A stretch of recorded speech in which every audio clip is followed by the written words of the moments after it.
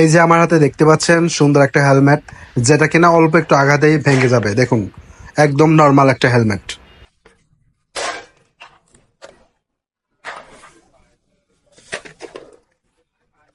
আর দেখুন, এটা হচ্ছে আমার কোম্পানির তৈরি হেলমেট, কতটা শক্ত এবং কতটা মজবুত, যেটাকে একের পর এক অনেকবার আঘাত করার পরেও কোনো ক্ষতি হবে না। দেখুন,